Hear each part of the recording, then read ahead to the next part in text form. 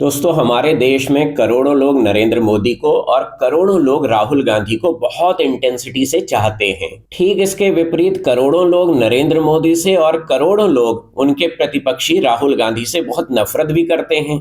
लोग इन नेताओं से इतना प्यार या इतना नफरत करते हैं कि अगर लोग इन नेताओं का कोई वीडियो म्यूट पर भी देख लें तब भी इन लोगों की क्या रिएक्शन होगी ये पहले ही तय हो जाती है। अगर हम नरेंद्र मोदी का एग्जाम्पल लें, करोड़ों लोग उन्हें पसंद करते हैं और करोड़ों लोग उन्हें नापसंद करते हैं। तो क्या हम ये मान लें कि एक पक्ष के लोग बहुत अच्छे हैं और दूसरे पक्ष के लोग बहुत गलत हैं? लेकिन सामान्यतः ऐसा नहीं होता। ज्यादातर मामलों में दोनों पक्ष में ही अच्छे लोग होते हैं। असल में होता ये है कि जो लोग पॉलिटिकल लीडर्स के बारे में इतनी जल्दी राय बना लेते हैं वे बहुत ज्यादा इमोशनल होते हैं। ये अपने दिमाग का कम और अपने दिल अर्थात अपने इमोशंस का ज्यादा प्रयोग करके इन नेताओं को मापते हैं।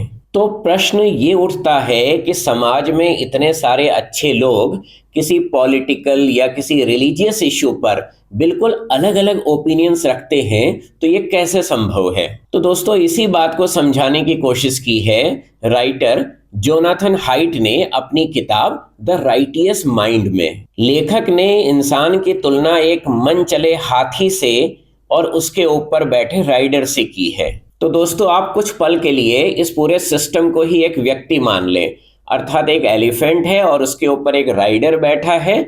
इस सिस्टम को टोटलिटी में आप एक इंसान मान के देखिए थोड़ी देर के लिए। ये मन चला एलिफेंट व्यक्ति का इमोशनल पार्ट है और उसके ऊपर बैठा हुआ राइडर व्यक्ति का लॉजिकल पार्ट है।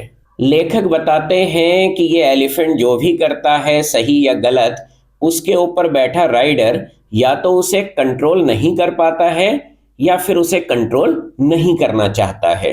और यही वजह है कि राइडर का काम मात्र रह जाता है एलिफेंट के किए गए एक्शंस को जस्टिफाई करना। ये मन चला एलिफेंट यानी हमारा इमोशनल हिस्सा बचपन से लेकर आज तक की हमारी अपब्रिंगिंग, हमारा एनवायरनमेंट, कल्चर और हमारे एक्सपीरियंसेस से बनता है। अब थोड़ी देर के लिए इमेजिन कीजिए कि ये एलिफेंट सड़क पर चल रहा था, अचानक वो रास्ता बदलकर एक खेत में चला जाता है और वहां वो भारी नुकसान करने लगता है। और एलिफेंट का राइडर उसे कंट्रोल करने के बजाय उसके एक्शंस को जस्टिफाई करने लगता है और वो कहने लगता है कि भाई, खेत में जाकर इसने गन्ने ही तो खाए हैं, ये तो इसका अधिकार है, इसमें क्या गलत है? दोस्तों, ठीक यही बात होती है पॉलिटिकल रिलीजियस मैटर्स पर, आपसी डिबेट्स में या सोशल मीडिया की डिबेट्स में। तो जब किसी पॉलिटिकल या रिलीजियस मुद्दे पर आपकी किसी से बहस हो तो सिर्फ आप उसकी बात ना सुने बल्कि ये समझने की कोशिश भी करें कि उसकी अपब्रिंगिंग क्या रही है और उसके अंदर का एलिफेंट किस डायरेक्शन में ट्रेंड है। और आम तौर पर आपसी बहस में जो बातें सामने आती हैं वे हमारे दिमाग से नहीं बल्कि हमारे इमोशनल हिस्से से निकलती हैं और हमारा दिमाग तो बस उनको जस्टिफाई करते रहता है। और यही वजह है कि डिबेट्स के दौरान दोनों पक्षों से बहुत अजीब अजीब और अनोखे अनोखे तर्क सुनने को मिल जाते हैं।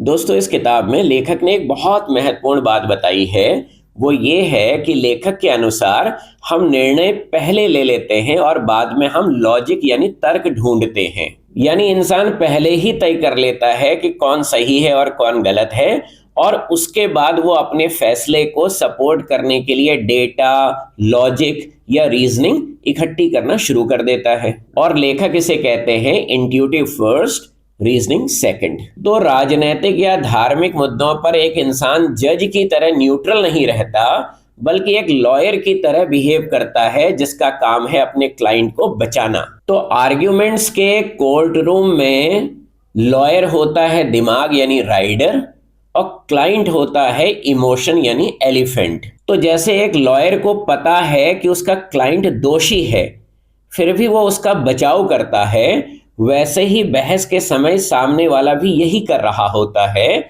वो अपने एलिफेंट को बचा रहा होता है। तो दोस्तों, किसी भी पॉलिटिकल या रिलीजियस डिबेट में कभी भी ये मत सोचिए कि आप लॉजिकली पूरी तरीके से सही हैं। दरअसल ज्यादातर केसेस में चाहे वो सामने वाला हो या हम सब अपने क्लाइंट अर्थात अपने एलिफेंट अर्थात अपने इमोशंस को डिफेंड कर रहे होते हैं और जब हम अपने और दूसरों के एलिफेंट्स को समझने लगते हैं तो डिबेट लड़ाई नहीं बनती, वो समझदारी बन जाती है।